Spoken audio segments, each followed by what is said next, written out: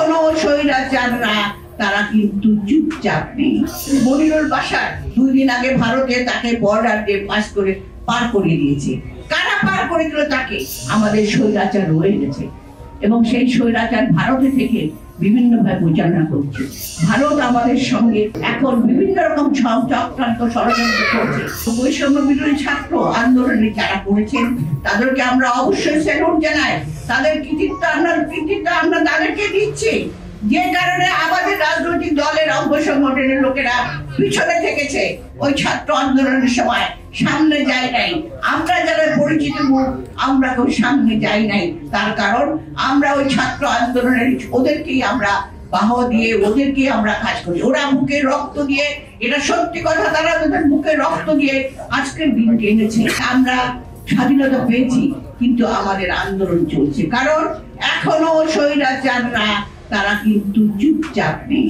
আপনারা দেখেছেন বিভিন্ন জায়গায় বিশৃঙ্খলা হচ্ছে, আপনারা দেখেছেন শ্রমিক সন্তোষ, আপনারা দেখেছেন বিভিন্ন জায়গায় ঘেরাও কর্মসূচি। এর মধ্যে অনেকগুলোই আছে যারা অতীতের আওয়ামী লীগ করে, তারা তাদের উস্কানিতে এবং দুর্বৃত্ত যাদের হাতে অস্ত্র আছে, যে অস্ত্র তোলার জন্য আজকে যৌথ বাহিনী নেমেছে, সেই অস্ত্রের ঝঞ্ঝানা দিয়ে এখনো তারা চেষ্টা করছে।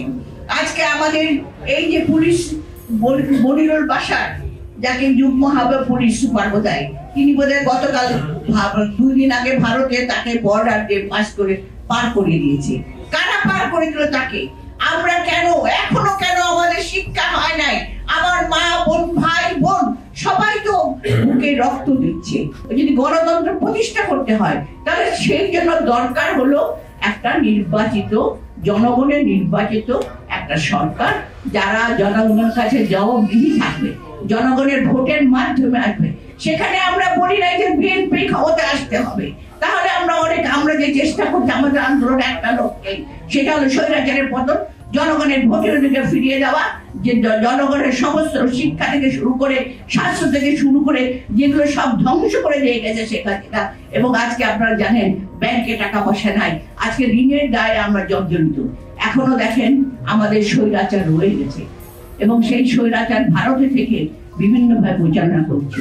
ভারত আমাদের সঙ্গে বিভিন্ন ভাবে এখন, আপনারা দেখেছেন অতি সম্প্রতি যে বন্যা, যে বন্যার ডুবডুবা খুলে দেওয়াতে হঠাৎ করে আগাম জানা না দিয়ে কিভাবে আজকে সারা বাংলাদেশ আজকে বন্যায় কবলিত হয়েছে। এই যে বিভিন্ন ভাবে তারা এখন বিভিন্ন রকম চক্রান্ত ষড়যন্ত্র করছে, যেখানে আমরা ঋণে জর্জরিত, সেখানে আমাদের সবাইকে ঐক্যবদ্ধ থাকতে হবে। আমরা যদি বিভেদ নেই, আমরা যদি মনে করি না আমি ও থাকলে আমি ক্ষমতায় আসতে পারবো না, কিংবা ও থাকলে আমি আসতে পারবো না, এসব চিন্তাধারা বাদ দিতে হবে।